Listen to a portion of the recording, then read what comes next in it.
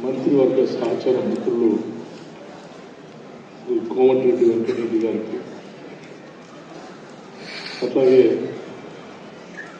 మరొక మంత్రివర్గ సహచరులు శ్రీ పొంగులేటి శ్రీనివాసరెడ్డి గారికి, రాష్ట్ర ప్రభుత్వ సలహాదారులు శ్రీ వేలు నరేందర్ రెడ్డి గారికి, పద్మశ్రీ అవార్డు గ్రహీతలు శ్రీ వేలు ఆనందాచారి గారికి, శ్రీ దాసరి కొండప్ప గారికి, శ్రీమతి ఉమా మహేశ్వరి గారికి, శ్రీ గడ్డం సమ్మయ్య గారికి, శ్రీ సోమలాల్ గారికి, శ్రీ కూరేళ్ల విఠలాచార్య గారికి, అట్లాగే వేదిక మీద ఉన్నటువంటి మా చీఫ్ సెక్రటరీ శాంతి కుమార్ గారికి, ఇతర ఉన్నతాధికారులకి, కార్యక్రమానికి పద్మ అవార్డు గ్రహీతలందరూ కూడా రాష్ట్ర ప్రభుత్వం నుంచి అభినందనలు తెలియజేయడం కాకుండా వారిని గౌరవించుకున్నటువంటి కార్యక్రమాన్ని రాష్ట్ర ప్రభుత్వం నుంచి ఏర్పాటు చేసింది. పద్మశ్రీ అవార్డు పొందినటువంటి వాళ్ళందరూ కూడా ఎక్కడో మారుమూల ప్రాంతాల్లో గుర్తించబడినటువంటి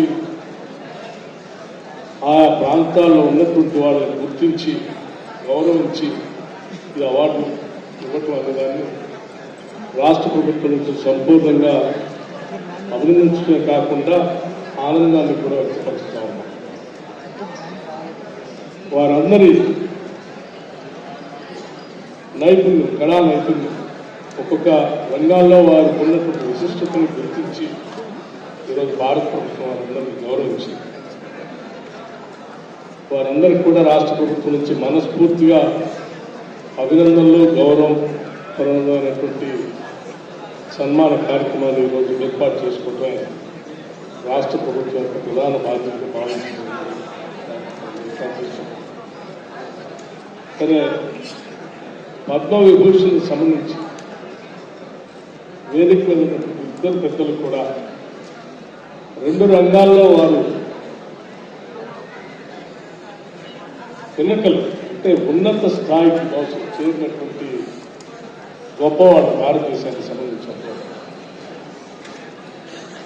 వెంకయ్యనాయుడు గారు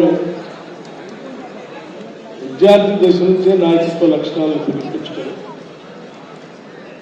ఉద్యమకారుడిగా నుంచి ఒక పరిణితి చెందినటువంటి రాజనీతిజ్ఞుడిగా ఈ దేశంలో ఎదిగినటువంటి గొప్ప రాజకీయ నాయకుడు. వారి మాటలు వింటూ, వారి యాసా ప్రాసాలు వింటూ ఒక ప్రతిపక్ష నాయకుడిగా సంఖ్యాబలం లేకపోయినప్పటికీ కూడా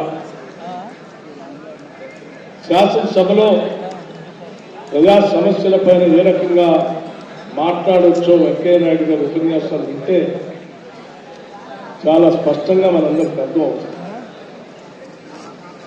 రాజకీయాల్లో ప్రతిపక్షంలో ఉన్నా ప్రభుత్వంలో ఉన్నాక